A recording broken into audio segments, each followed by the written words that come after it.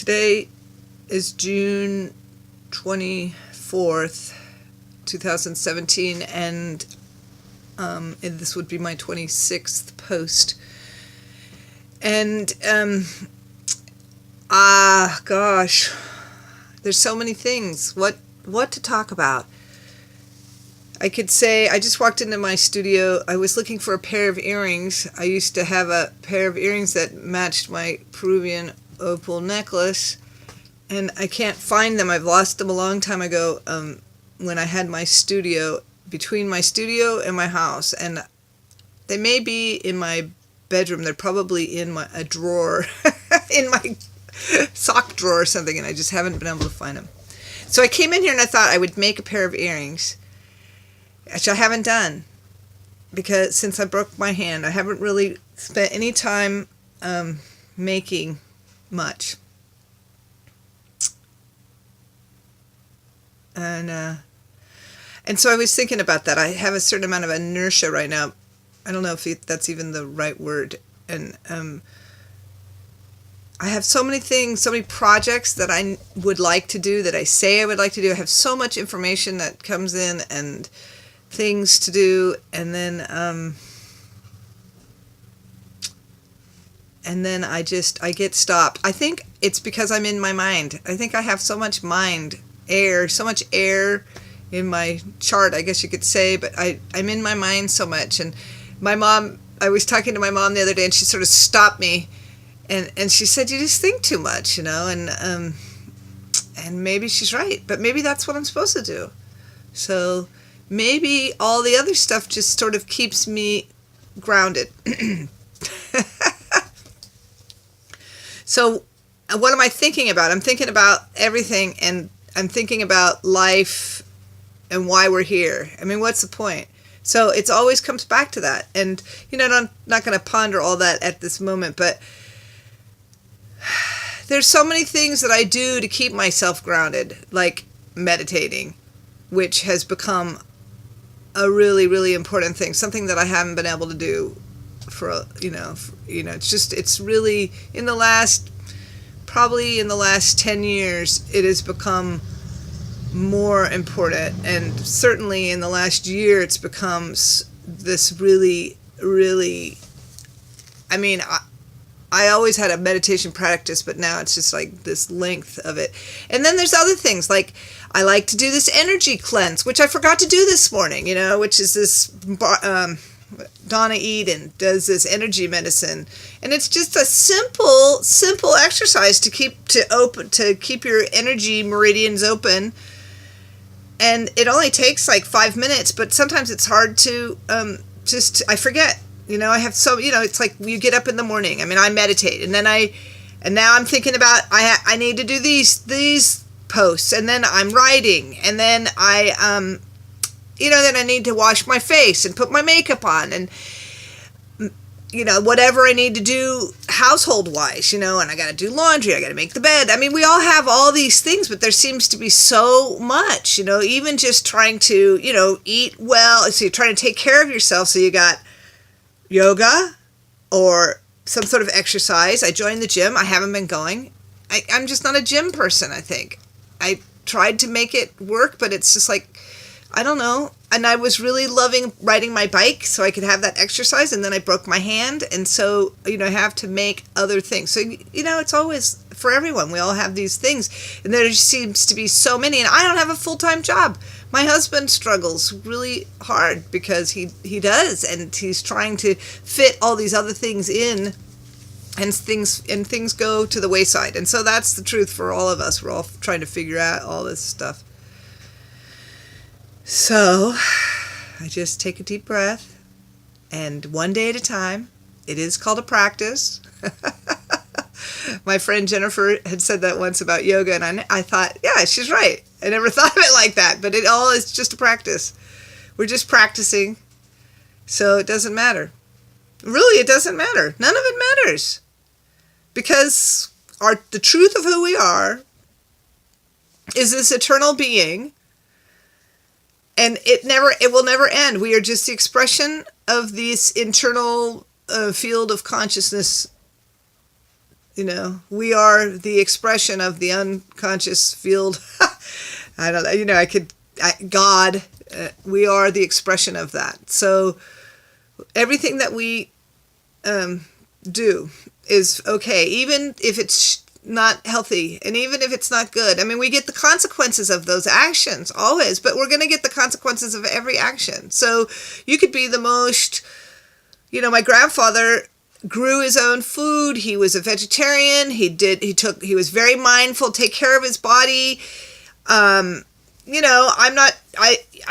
don't know if he meditated, but he probably had some practice. I don't know what sort of practice he did in terms of forgiveness. And, he was a theosophist, so he certainly understood these ideas of the body beyond the self beyond the body.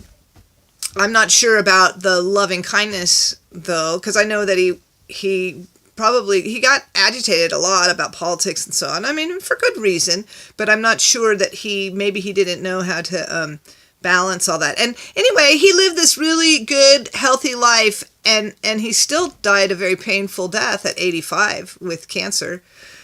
So just because you follow a practice of mindfulness practice doesn't mean that your life is going to be hunky-dory. In fact, that's really the opposite. I mean, it can be, because the more that that old saying, ignorance is bliss. So the more that you become conscious, the more conscious you are of what's going on and all the fucked up things in the world. And then the more that you are, the more that you're confronted with certain things that you have to really look at within yourself, your own shadow, for instance, or just the shadow of our society, and how do you bring that in and sort of rectify it within yourself so that you can live a decent, loving existence without too much anger. I mean, it would be so easy. That's why there's a lot of things that I can't go to, because it would be hard for me to, I have to maintain a certain amount of peace. But, we're all driven for what we need to do. We all have different things. Anyway, so top of the list is loving self, getting to know oneself, to really love yourself. And that includes looking in the mirror and embracing yourself, because that is a big thing, especially for women. I know for myself, I've been getting ready for this trip, and I'm going to the Midwest, so it's going to be really hot and sticky hot, humid, and I'm trying to find clothes that I feel good in and that cover my arms, because I'm worried about my arms, because they're not very, they're big and aren't very, strong, or what do you call it? Muscular, and and here I am. It's like, why can't I just? My husband's like, what is wrong with you? You look fine. So why am I being so? Why can't I just embrace myself? If I encourage everybody to embrace themselves, and here I am struggling with this vain thing. And you know what? They're arms, and they're my arms, and they just are. And I'm not a weightlifter, and that's just the way it is. Anyway, so that's part of the loving oneself, is embracing every part of us and loving every single part. And then the next thing is the forgiveness. It is so important. I know I said this yesterday. I've said it before. It is so important. The forgiveness of self, first of all, that's part of self-loving. But the forgiveness of others who have done you wrong or anything. I mean, it's not easy, but it has to be done. It has to be. Otherwise, you carry around this horrible weight. I know. I keep saying that over and over. I just know that this is such an important thing in our journey to mastering our truth and our authenticity. And we can't even get to that place if we're angry. And that's just the way it is. I have my anger. I have things that I think, oh my God, why did I do this or that? I mean, I'm living in a town that I've lived in for 30 years on and off, and I didn't want to be here. And I had to really come to terms with that as like, this is where you live. And there's nothing, you have to just sort of embrace everything. If you don't embrace it, then, I guess it's like that adage, either you're part of the problem or you're part of the solution. So if you have a problem, then you have to become your solution. And it's easy. I don't know if it's easy for me to say. I don't have a perfect life. My life is not perfect. I think because I have a certain attitude of enthusiasm and I've always been able to forgive to a certain extent. I really have been able to love and sort of, I have this thing where I can see both sides of things. So that, I guess, and that's part of my Libra sense, I've always had that. And it doesn't mean that I condone actions, but I can, for instance, I can see any of these horrible people, like the guy that's running, I can never say his name.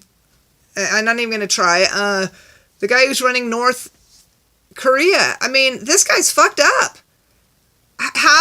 How do you become such a megalomaniac? Somebody propped him up to be like that. He didn't choose truly. He really isn't in control of that way of thinking because he was really he was brought up by a grandfather and a father who taught him that this is the way you had to be. Now, I don't know. Of course he had choices that he could have made along the way. But, of course he probably did. There must be something deep down that's saying, you don't treat people like this. But if you are living in that, day in, day out, and you're taught that, hate is taught. Egomaniacalness is taught.